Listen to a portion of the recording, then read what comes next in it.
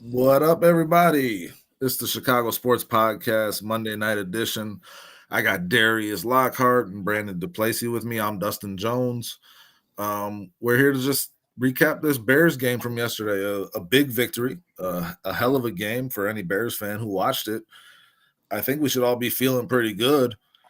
We'll just get right into this, guys. We're gonna make it a quick show tonight. So we'll start with you, Darius. What'd you see in that game that gave you the most hope for going forward? I think that's where we got to start with this.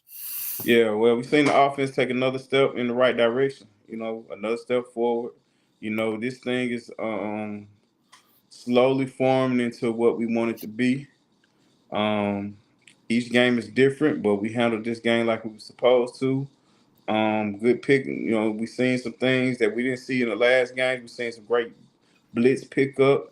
We seen Caleb, being more accurate on that deep ball. It's a lot of things alike. But we Do just you see this think that thing that blitz progressing. pickup? Do you think that that blitz pickup, the improvements you saw there, are something that's going to carry over by design and by coaching? I think so. I Oh think yeah, so. Yeah, I think so. So I mean, I'll tip my hat a little bit to Shane Waldron, man. He called a good game yesterday. I'll tip my hat a lot of bit to Shane Waldron. Well, Brandon, see, you I were said talking. I said a little bit because I don't want to get too carried away, That man. hat ain't coming off all day. You don't want to show everybody your hairline. That's what it was.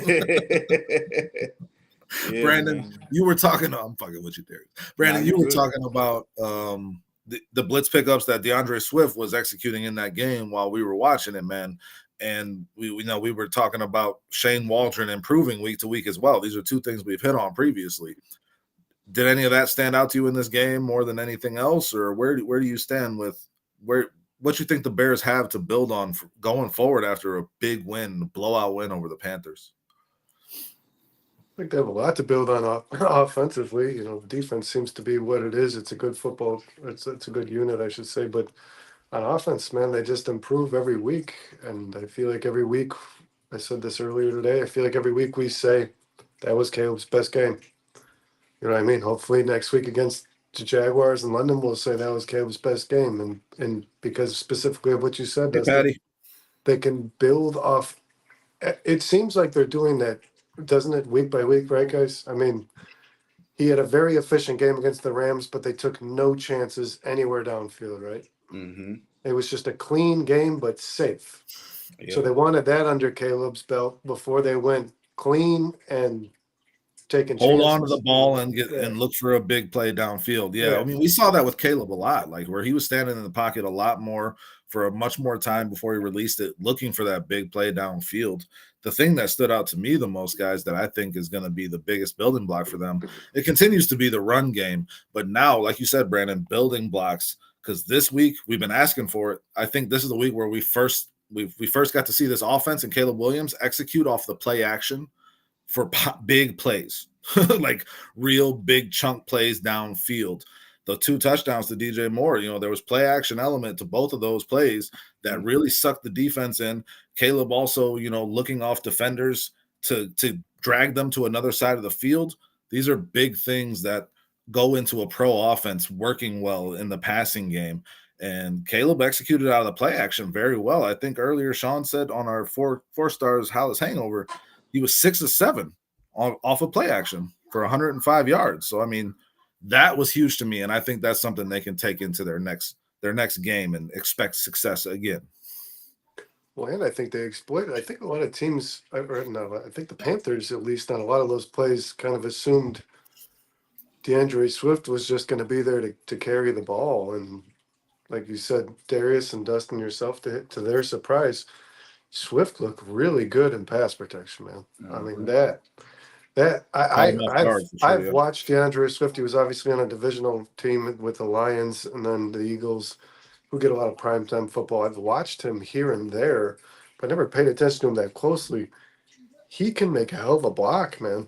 Yeah. And that's you don't want to put Roshan on the field because of his pass protection. Like you don't if Swift's having Because a then good you're giving drive. away what the play Yeah. is. And Yes. and if Swift's having a good drive and you got to go into a passing down, you don't want Swift to come off the field. You know what I mean? Like we saw that. I honestly, Well, the man, biggest part of that, Brandon, is that you're kind of tipping your hand to the defense on what you're doing. If you're at a third and manageable and you got Swift or Roshan and it don't matter, you could hand off to either one, you could check down to either one, or you can ask either one to pass block. It just makes it harder for the defense to key in on what you're doing. I think that's the biggest yeah, aspect. and I felt like there was times in the last couple weeks, even yesterday, man. I felt like there was times where Swift was taken off the field for Roshan, and it wasn't like a 3rd and 1, and I was like, Swift is having a pretty big day. I don't know, you know what I mean? Like, Hey, Darius, when Yeah. Swift speaking of what Brandon's talking about, I love the fire that Swift had when he got them all the way downfield and then they pulled him out and he had a touchdown and they got Yeah. taken away on a Cole Yeah. Kmet, a bad mistake by Cole Kmet. Let's just Was call that it. the one they call the clipping on? No, that was the one where Cole Kmet went in motion at the same time as Rome. Yeah, Got, the and double got in motion. Caleb's way. Yeah. Got in Caleb's way on the handoff. Yeah. And they took that touchdown away. And then they ended up taking Swift out a play later. And he was pissed off, man. He was upset that they took him out and he didn't get that touchdown. Now they paid him back on a couple drives later when he got him all the way downfield and they kept him in that situation. What'd you think of Swift's fire on that, like wanting to get in the end zone? Did you think that was selfish, or you think that was just a player wanting to finish a damn drive that they carried? It's not selfish. It's a guy that's trying to finish his meal, man. Mm-hmm. You know, he set the plate, man. I mean, he set the table. I agree. You know, he was just trying to clean his plate. That's all. And you know, that's understandable though. You know, anybody that's ever played the position or been in that position, you want to finish that drive. You know, because you earned that right. You know, you did the dirty work. You should be rewarded with a touchdown. Yeah. Or with the chance to score, and don't allow a penalty to, you know what I'm saying, negate that. Yeah. So in Waldron's defense, I love Waldron's defense, though, the Swift did have 3 carries. Yeah, there's only so many times you can give him the ball, but one he was in there. He had 3 carries altogether in that game on short downs, and he got stuffed on all 3. Man. He got in the end zone on one though too, Brandon. It's just one of them things, man. It's just one of them things, you know. Yeah.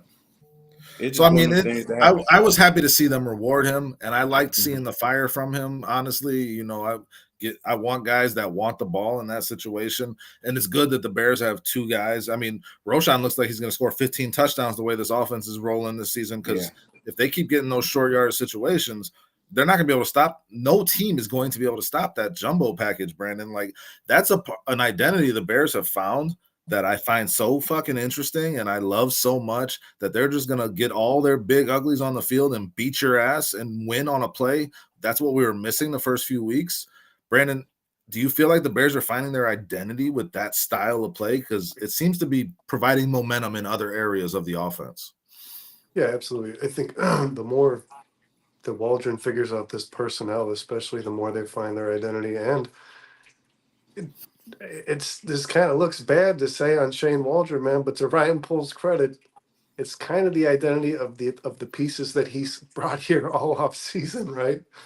I mean, a rookie quarterback who had a guy who could catch out of the backfield to depend on, big targets in Gerald Everett and Cole Kmet, and then safety blankets like Keenan Allen and DJ Moore and Roma Dunze were supposed to be like the outside guy. I mean, this was supposed to be like, these were the guys that you would expect at last that Caleb would have clicked with. But it feels like Waldron's starting to figure it out, man. Like these guys all have a purpose and a role to play. And then you're talking about this jumbo package.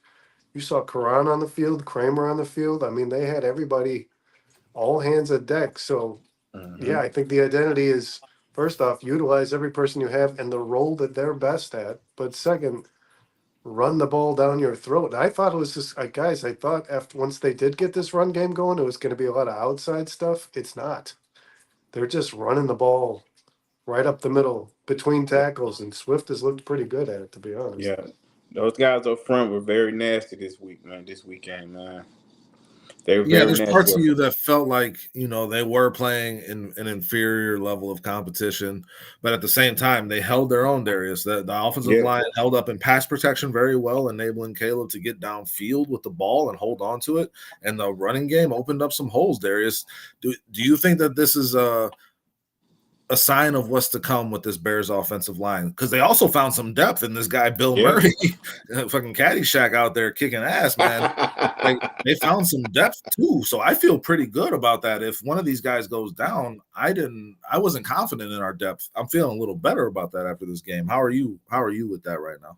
I'm feeling better about it, and I'm feeling better about Shane Waldron because he's found a way to help those guys up front. You know, they did an excellent job Sunday, but I think the no huddle stuff has helped those guys out tremendously. You know what I'm saying? And then the fact that it's not too much cute stuff going on like it's been the last couple of weeks. Now he had a couple cute moments yesterday, but it's not as many as they were, the first couple of weeks. Everything is hat on the hat. We coming straight at you, and we coming with the power game with the run, and Impose our will. yeah. Yes. So and a no huddle is a buying time. And it's keeping that defense from substituting potentially. It's still keeping those defensive linemen on the other side running, even if they're getting off the field. They're running to get off the field. It makes a big impact on that defense for sure, and helps that offensive line get maybe a bit of an edge there. Yeah, they don't have time to figure out what they think is coming. You know what I mean? That no huddle thing has worked wonders for us. And the execution, man, you can't argue with it. No, can't it's argue happening. with it at all. Like I said, as long as we eliminate the cute stuff, we'll be fine. And this thing, I would like to see them start doing some things to get Rome involved, even if it's something a little gimmicky, like some end arounds. 6 targets on Sunday for Rome Odunze. I mean, that's what Keenan had as well. DJ Moore had. I want to see them get creative in the preseason. Like an end around. Yeah, he had a couple of big plays just getting the ball handed off to him. Like I'd like to see him. He's an athlete, man. I want to see him get involved. He's great with the ball in his hands. Guys, Bears had 13 plays of 10+ yards in this game. They had 2 touchdown drives, 35 seconds, 31 seconds to end the second half. Brandon, we were kind of down on Shane Waldron after those first 3 weeks. I was hearing it everywhere in Chicago, and like Darius was saying, he wasn't making it easy on the offensive line. He wasn't making it easy on his rookie quarterback. I had a lot of problems with what I was seeing. Now this offense is starting to rip off chunk plays, and they're designing a game plan that's going to target the defense that they're playing's weakness. Where's your confidence level in Shane Waldron right now versus where it was just 2 weeks ago? It's really high. I like that he's doing 2 things simultaneously. That's really impressive. And obviously a guy who's been calling plays for some time. He's developing a young quarterback while still being aggressive.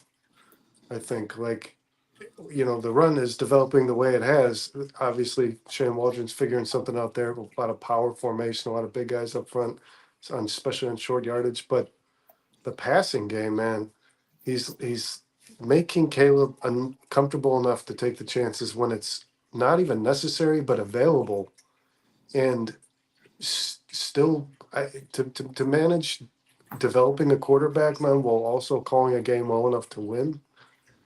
It's got to be tough. It is for a rookie who's starting in his first season. It's going to be tough, and I think Waldron for the last couple of weeks has done a beautiful job of it, man. He has not only progressed Caleb in a lot of different areas of the game, but also Caleb's progressed under Waldron, but he's also just kind of given guys. I mean, we're watching Jaden Daniels and Bo Nix. Do you see a rookie quarterback getting the green light this much? I mean, he really, really trusts Caleb Williams to know what the hell he's doing. Because when you guys are talking about that no huddle stuff, he's giving Williams a lot of control of this offense. And yes, Williams is taking it and running away with it, man. And this is the guys. I like Jaden Daniels. He's great. Seen a lot of comparisons. I know Kingsbury's kind of as good as he's played. There's still kind of training wheels on him in regards to how much they're going to call. Caleb's getting a pretty open book here with this offense, and it's awesome to see him kind of take that into his control. Well, you mentioned the trust factor that he has in Caleb. And Caleb is taking on a lot for a rookie quarterback in terms of just the play calling at the line, just the identifications and the changing of the play calls. But they had a real come to Jesus moment going into that Rams game, right? Where the offense all got in front of Shane Waldron and they all just aired their grievances and said what they needed to say, it appears. And everybody took accountability for what they needed to take accountability for and made a better plan going forward. And that seems to have paid huge dividends because the two games that they've had since then, they've looked like a functioning NFL offense. Guys, we cannot understate how bad the Bears offense was still just going into that Panthers game. Bottom of the league in mostly every important category in football on offense. They looked like a completely different team this past Sunday, Darius. Mm-hmm. How much credit do you give to Matt Eberflus on this two game win streak that they're on right now that we're hoping to turn into 3, and this kind of a resurgence here on offense that's An really 8-game home streak.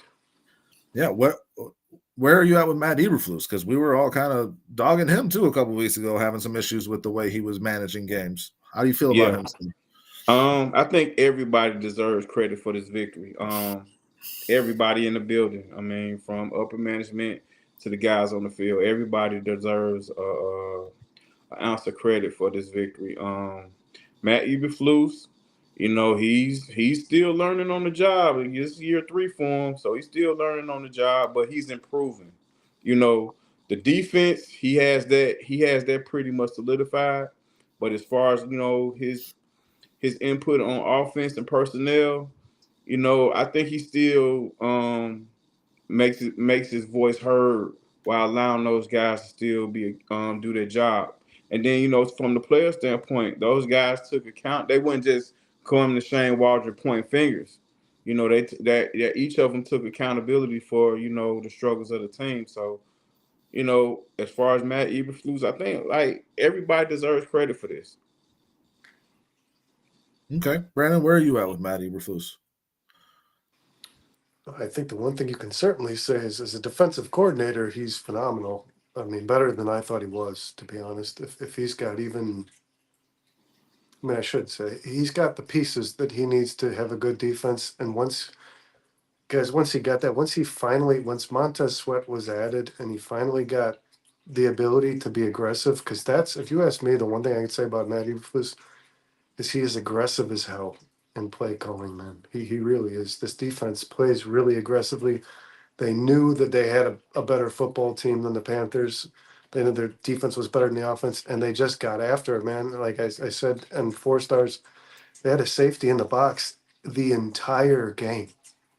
Well, honestly, I think that might be the way to go for the. I don't know how Brisker is still concerning to me. Well, In I coverage. think Like him Flus much is. better in the box, to be honest. I think Flus is saying the receivers, between the receivers and the quarterback on this team, we're not that's what you concerned. need to beat us. Yeah, We're not concerned. We're not concerned. We're gonna let they beat can us go with that. behind. They can get behind. Like you can try to play man with Jalen and Stevenson. Good luck there. If you try, obviously they're gonna play zone more likely than not. And Kevin Byard's been really good, man. And Brisker's good at playing up on the line. I mean, this, and then Matty Eberflus, man, has really impressed me. His defense.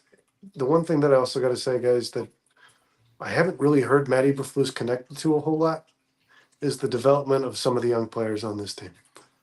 Javon Dexter, Jaquan Brisker, Kyler Gordon, Matty Eberflus, certainly, no matter how much you dislike this guy and don't want him to be the Bears coach, He's having an impact on these guys. Yeah, and so is Eric Washington. To do with player development. So far, Dustin, I would give Matty Eberflus probably like a B minus. That's through a the fair first grade. 5 weeks of this season. This Bears defense, guys, is allowing 17 points per game. That's 5th in the league. 2.8 sacks per game. That's 12th in the league. Tied for 12th in the league. Passing defense wise, they're 5th. They're 6th in the league in that. They're giving up about 175 passing yards per game. Rushing defense is where they're having some troubles. They're 18th in the league in that, allowing 120 rushing yards a game. I'll just say that if we're that high up in these other categories, I'm not so concerned about the rushing defense. I think that will continue to get better, but I mean, this Bears defense has played really well to start this season. It is because of what you were saying, Brandon. Javon Dexter taking a step forward, Jaquan Brisker taking a step forward, Kyler Gordon, guys that we knew needed to take these steps forward. So I'm feeling pretty good about it. And yeah, you do got to give it. I don't necessarily feel like the rushing yards, like that big run yesterday, and Brisker just in fucked up bad total. on that play, man. Yeah, it's He a really thing put of himself gap in a bad spot. integrity.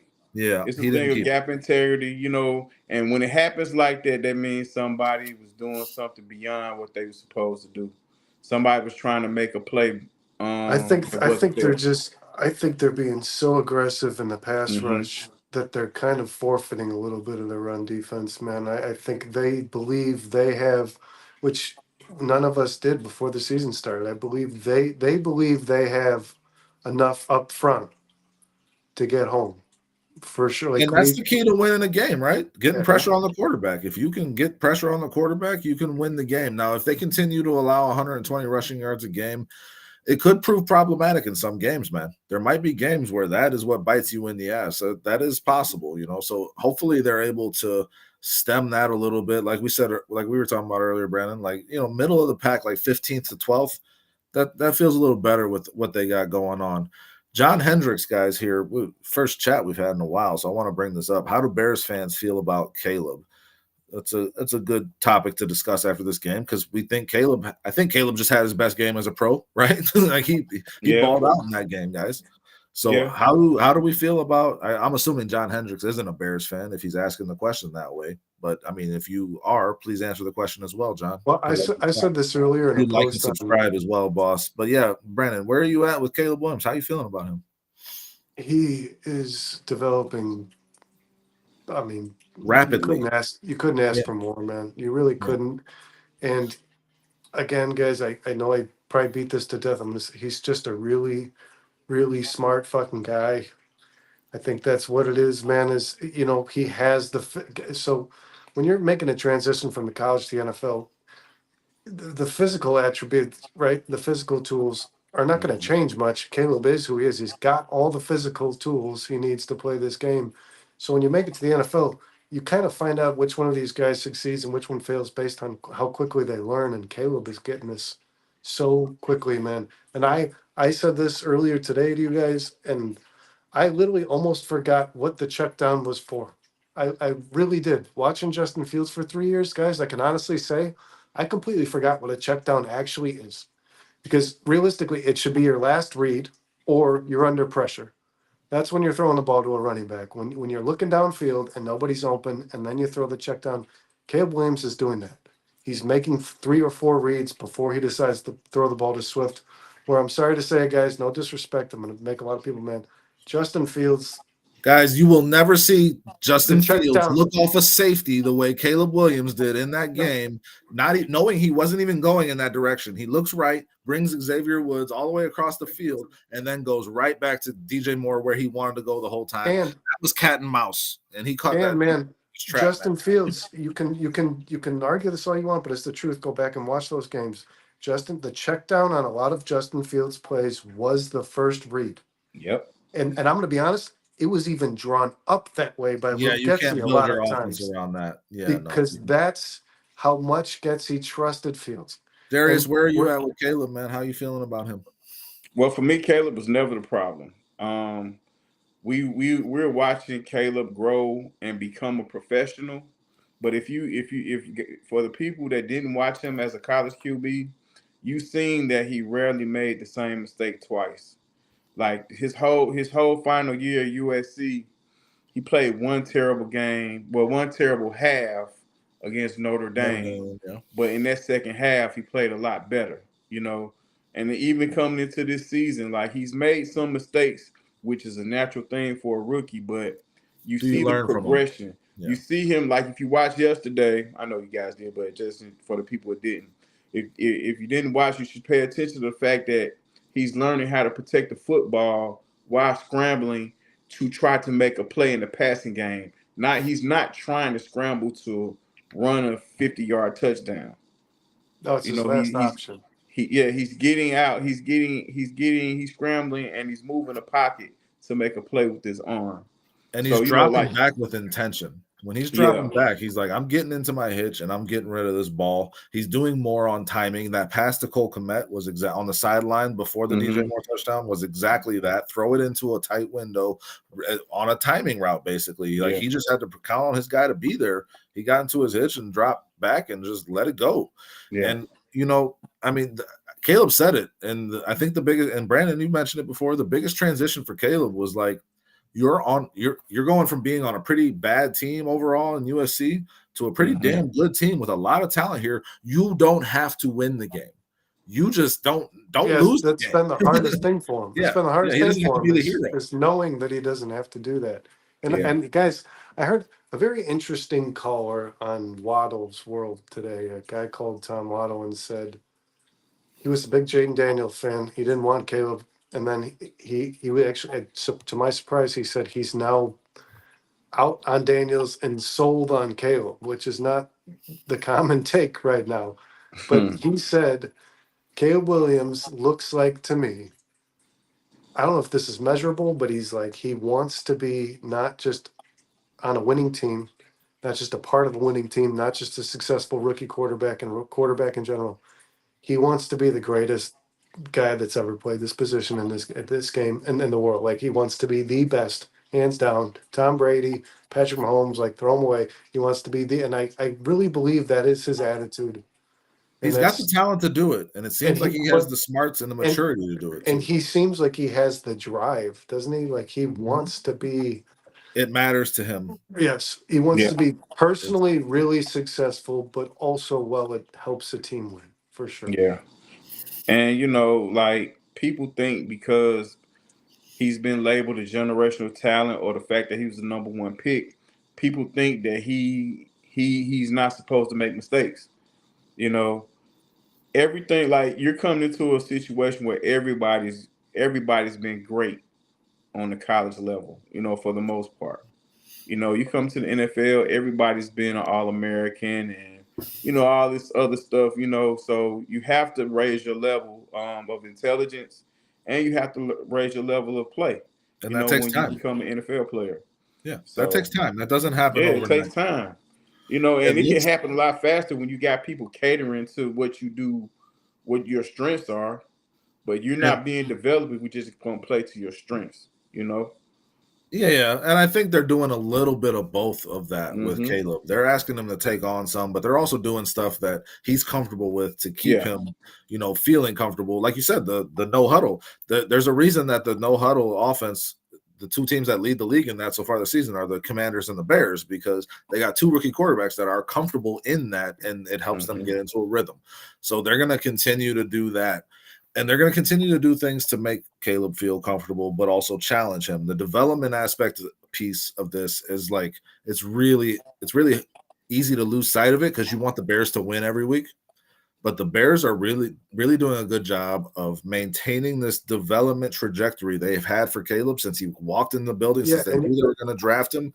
And that's what we can't lose sight of as Bears fans, guys, because that's going to be the most important thing of this season is Caleb Williams 1 year better after this season going into next year than he was coming into it. What a really good example, Dustin, of what we've now both just said is like Caleb or Waldron's developing Caleb while also trying to win football games. You know what I mean? Because he knows the two will eventually interject. But a prime example of this is you heard Jonathan Vilma, who, good God. But yeah, he's not good. That's all I'll say about that. But you heard him say at the end of that game when the Bears had a big lead and they were running a no huddle, he was like, this is kind of strange. They really just need to run the clock out, and they're running.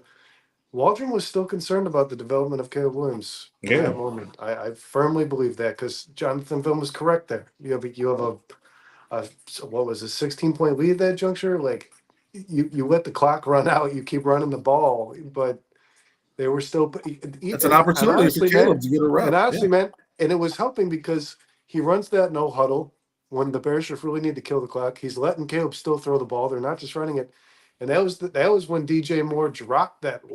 Yeah, it was probably going to be a decent. And I think that was the last pass Caleb needed for 300 yards. So I was like, oh, let this guy not get 300 yards because DJ Moore's first drop in like 25 games, man.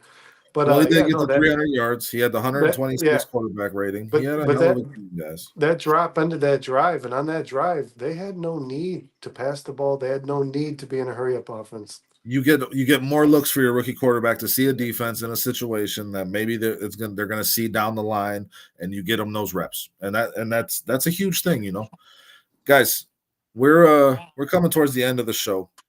We got the Jaguars coming up this week. There's going to be plenty of time to preview and all that, but you know, it's going to be an 8:30 game. Going to get up early to watch it. I don't know Hey, how early. Dustin, I hate to cut you off, but you're on the top, looking at the screen. You're on the top left for everybody, right? I think so. I Like hope. that's where you see yourself. You Yeah. literally Wow. are Caleb Williams' head. I don't know if you see this. Oh yeah. Do you see it? Yeah. It's like perfect. Sorry. Interesting. It's like one of those photo ops at the pumpkin patch. Anyways, guys, what are we looking for in this game come Sunday that's going to get the Bears a victory over this Jaguars team? Have you thought about that going forward at all? Because they're flying out tonight, which is really cool. They're going to get used to the time, and they're going to be business as usual all week, according to Matt Eberflus. So that's great, you know. That's a good call right there.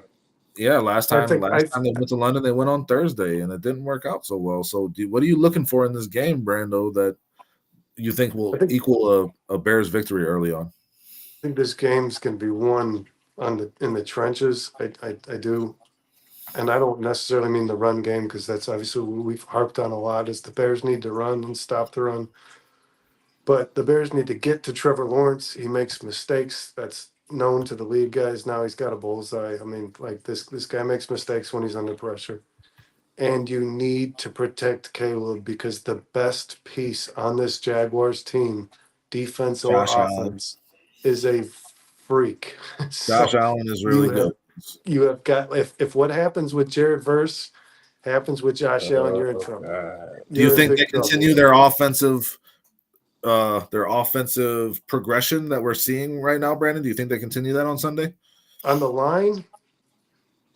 No, just scoring points, offensive production. Yeah, I think Caleb's gonna have a clean game, and I think they're gonna run the ball effectively. I do. I am concerned about protection. Darius, I don't think Caleb's gonna make that dumb throw that's a given pick, but I do think he's gonna be under duress. Concerned about the line. Darius, where are you at? Yeah. I have a concern about the line, but Jacksonville is this London game. Jacksonville has two very good running backs in Etienne and Tank Bigsby. Jacksonville is going to try to be very aggressive with the run, and it's going to set Trevor Lawrence up with the play action. So, you know, if we can contain the run, not necessarily stop it, but if we can contain it and put Trevor Lawrence in these passing situations. I mean, because Jacksonville, his completion percentage has not been good this season. Trevor Lawrence, but they're a highly penalized team, man. Yeah. They make a lot of mistakes. Their guys up front with false starts. And Trevor turns the ball over when he's in trouble, man. I mean, he just does. He's been doing that. But we have to be very stout in the run game, and you know, be very disciplined and, you know, maintain those gaps, because Jacksonville is going to try to run this football. I agree with that. Everybody should be trying to run the football on the Bears, but hopefully this Bears offense continues to put up points to where that option kind of becomes negated for the Jaguars, and Trevor Lawrence has to throw the ball. DeAndre Swift is going to have another huge game, guys. I mean, this guy is the Bears' offensive glue. Honestly, he's the thing that's going to make everything work for this offense. In my mind, he is the key to the Bears' offensive success. I see him having another big game on Sunday. We'll leave it at that. I'm not going to go for a prediction quite yet, but DeAndre Swift's going to have a big game as well. Yeah, seeing what Cook did to those guys on Monday Night Football, I think, 2 weeks ago. And what DeAndre Swift has done these last 2 weeks, not just in the run game, but in the passing game. And guys, for him to have a big game. And I'm not discrediting, but like, seeing Joe Flacco go out there and throw 3 touchdowns against this Jaguars team's got Their to make pass you think. defense is very Yeah. bad, guys. So it's This going to be is- another. I think we're going to have another fun Monday recap show next week. To be honest, I think we're going to have a. I think it'll be worth getting up early on Sunday. I think, but we'll see. Guys, it's been a lot of fun. Anything we missed in terms of recapping this game? Caleb had his best game as a pro. The Bears got the win 2 in a row, and I think we're going to continue. No, on we should just mention we didn't, guys. We beat this team last year by a field goal. We murdered them this year. There's clearly a difference in this Bears team and the team you watched last year. But then also credit to Ryan Poles for just completely decimating a team that was on his schedule 2 years consecutive. I mean, we didn't just give this guy Bryce Young instead of Caleb Williams. Basically, you took their top 4 picks. I mean, like, and their top receiver. this team, and DJ Moore. This team needs high picks right now. That's what they absolutely need. And the Bears that's why they traded Brian Burns. They're desperate for picks. So Yeah, good on Ryan Poles. Maybe the best, one of the top 3 best trades in NFL history, definitely. Yeah, man. The Bears are looking good, guys. The Texans with Watson was probably the best in NFL history. Yeah. Bear down, Cheryl Childers. Thanks for John Hendricks, My Action Matching, Cheryl Childers, and we have Patty Laura jump in here. Thanks for being in the chat, guys. We'll be back with you next week. We got shows on Wednesday, we got a show on Thursday, got a show on Friday. CSP is doing it big, and we'll be here damn near every day of the week to give you. Dano's back. Dano's back on Fridays. I Guys. saw that on his Facebook. Hell yeah. So, I mean, it's going to be a fun week of Chicago Bears talk for CSP. Darius will be on Wednesday as well. So just shout out to the sponsors, Bridges Scoreboard, Serendipity Ice Cream, Elite Icons, Framing and Memorabilia. They were running across the bottom here, but we didn't really get to them. You're on Wednesday, Darius? Yeah. El Bandito, Switch it up. Budget Cars, Underdog, Fantasy Sports, everybody. Thanks for joining us, guys. Have a great rest of your night and bear down. Darius, great pleasure as always. Brandon, I'll talk to you after this, I'm sure, at some point. Bear down, everybody. Bye, be good.